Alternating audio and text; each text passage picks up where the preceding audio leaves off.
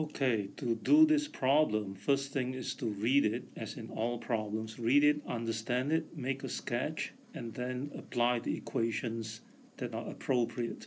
So let's get started.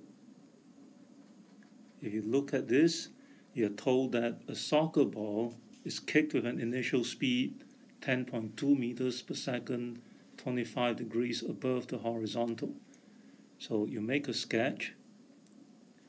That's 10.2 meters per second, 25 degrees above the horizontal.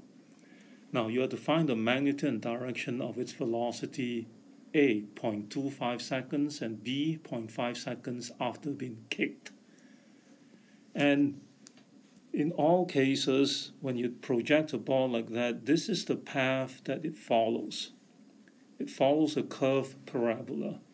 And at different times, what that means is you are given a time and you want to know, for example, what its x and y components of velocities are. And suppose you tell me after some time t, the object is here, then its velocity is tangent. So it has an x component like that, and it has a y component downwards. And the question is, what are the x and y components of velocity? To find the magnitude and direction, you need both of them. Now, in addition to x and y components, you can also find its x and y coordinates. So you can find them all. This question only asks for magnitude and direction of its velocity. Therefore, you need to know its x components of velocity and its y components of velocity. Now, the x component is constant. It is equal to v naught times by the cosine of the launch angle. And if you were to run to your calculator and work this out, this is 9.24 meters per second. This doesn't change. Now, v sub y is equal to v naught, which is this quantity, minus g and t. Now this is where t comes in, and in this part A you want this to be 0.25 seconds. So you just put t in there, you run to your calculator, you work it out, and you will find that this is equal to 1.86 meters per second. Now, having calculated both the x and y components, you can calculate what the magnitude is. The magnitude v is the square root of the x component squared plus the y component squared. And the calculator would give the answer as 9.43 meters per second. Now, you can see that both the x and y components are positive. And if you now make a sketch of the components, you see that x component is 9.24. It's positive, so I draw it that way. And the y component is 1.86 meters per second upwards, not this. And it's because it's positive, it's pointing upwards, therefore the velocity itself is in this direction. As you can see, it is pointed above the horizontal. That means that the object is still rising. Now, if you look at this, tangent of theta is opposite, which is 1.86, divided by adjacent, which is 9.24. And you can run to your calculator, find the inverse tangent of 1.86 divided by 9.24, and you will get the answer as 11 0.4 degrees. So now you state the answer as the velocity after 0.25 seconds will have a magnitude of 9.43 meters per second, inclined at 11.4 degrees above the horizontal.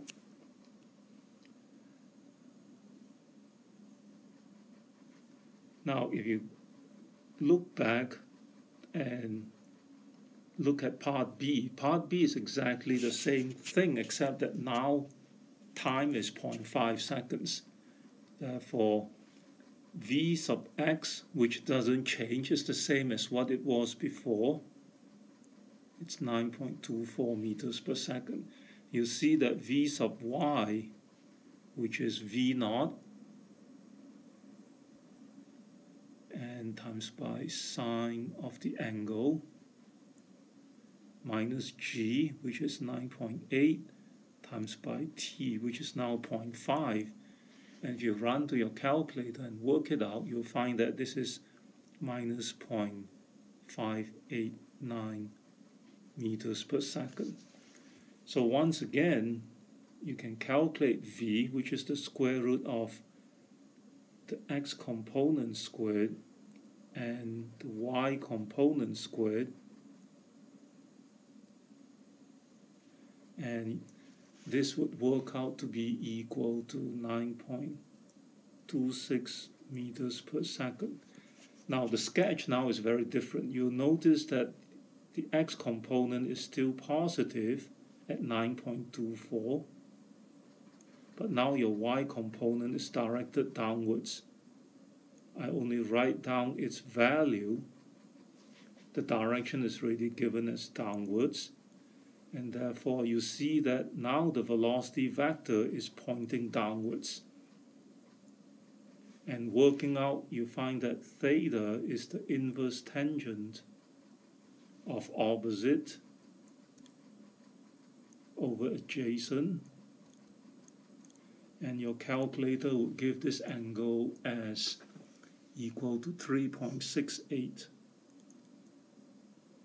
degrees. So you would quote the answer as, after half a second, the velocity has a magnitude of 9.28 meters per second, directed 3.68 degrees below the horizontal. Now, as I mentioned in class already, this difference between part A and part B, the object is falling down because it has a vertical component, a y component that's negative. Part A is different, its y component, the velocity is upwards, therefore it is still rising. Now you know that the trajectory is a parabola, it rises and then it falls. Therefore the answer to part C, which asks when does the ball reach its highest point, it is obvious that it is before 0.5 seconds and after 0.25 seconds. It's somewhere in between the two of them. Okay, now as another example, let's look at this problem. This is 68 in your book, and it says that when the dried up seed pod of a Scotch broom plant bursts open, it shoots out seed of an initial velocity of 2.62 meters per second at an angle 60.5 degrees above the horizontal. You're told that the seed pod is 0.455 meters above the ground. So let's make a sketch first before we even look to see what that means. So you have a pod and it is projected upwards with a speed of 2.62 meters per second. The angle is 60.5 degrees. Now, it so happens that this pod is 0.455 above ground. So this is ground level, and what that means is this distance is 0.455 meters. Now the trajectory is this curved path. So it's going to hit the ground at this level, at this point. And the question that is asked, part A, is how long does it take for the seed to land? They want to know how much time it takes to land here. Now, there are many different ways of doing this problem. And if you use the standard choice where this is the origin, then what that means is when you land at this point on the ground, what you know is that at this point, the y value is minus 0.455 meters. So if you use the equation for the y motion, you look at the y motion, there is an equation that says y is v naught sine theta t minus 1/2 gt squared. Now in this case, they're asking for how long does it take. They're asking for the time. So for this problem, you know y is minus 0.455. Notice that the minus is very important. And you know v naught is 2.62, and sine of the launch angle, which is 60.5, and you multiply by t, minus 1/2, 9.8 t squared. Now, this equation has only one unknown, t. This is a quadratic equation. If you simplify things, you bring everything to the left-hand side, this term becomes 4.9 t squared. This term, if you run to your calculator and work it out, you will find that it is equal to minus, you bring it to the other side, it's minus 2.28 times by t, and this term is still minus 0.455 and is equal to 0. Now this is a quadratic equation, and to solve it, all you have to do is to remember your quadratic formula, which is that t is minus b. Now b is minus 2.28. You have plus or minus square root of b, which is minus 2.28, but you square the whole thing, so the minus sign actually goes away. Minus 4a, 4.9, and c.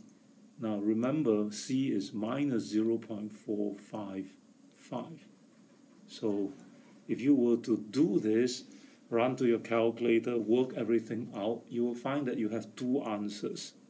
The first one is 0.616, and the second one is minus 0.151 seconds. Now, it should be clear that if you look at everything, the trajectory looks like this. So it would take positive time to get to this point. Therefore, the answer should be the first one, which is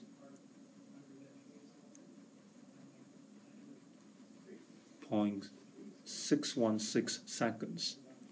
Now, if you look what they're asking for next, part B is what horizontal distance does it cover during the flight? What they're really asking for is what this distance is from where you launch, that is, to where you land. What horizontal distance? They want to know what this distance is. Now, since this is your origin, all they're really asking is what is the x value when it lands? Since you know the time now,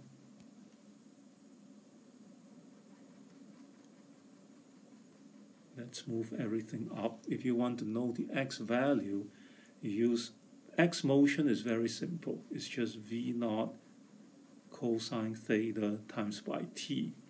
Since you know v naught, which is 2.62, the angle is 60.5,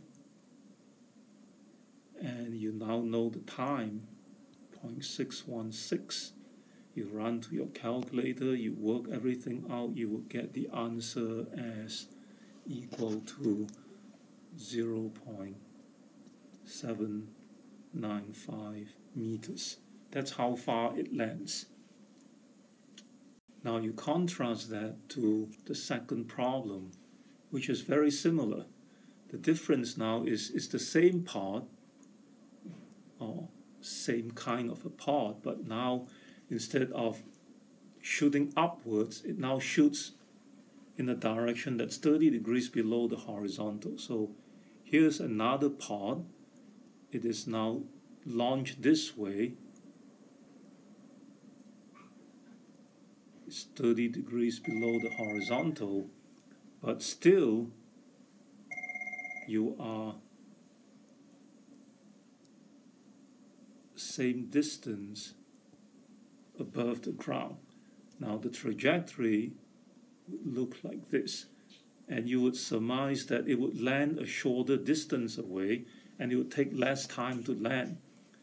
The only difference is when you use the equations, you still have y equal to minus 0.455 meters. It's just that when you use y is v naught sine theta times by t minus 1/2 gt squared, you have to remember now to use theta as minus 30 degrees, in which case this would work out, v naught sine theta would work out to be negative, and it would work out to be actually minus 1.31 t minus 4.9 t squared, and this is minus 0.455. This is another quadratic equation, and you can work out, you'll find that once again you have two answers, and the two answers are 0.199 seconds or minus 0.466 seconds. And clearly you take the positive time. And once you know the time is to calculate the horizontal distance, is exactly the same way of calculating it. X is v naught cosine 30 degrees cosine minus 30, which you'll find is a positive value. You can see that because looking at the initial velocity, it has a positive x component and a negative y component. And that's why your v naught sine theta, which is your y component of velocity, would end up negative. But your x component, v naught cosine minus 30 degrees, is still positive.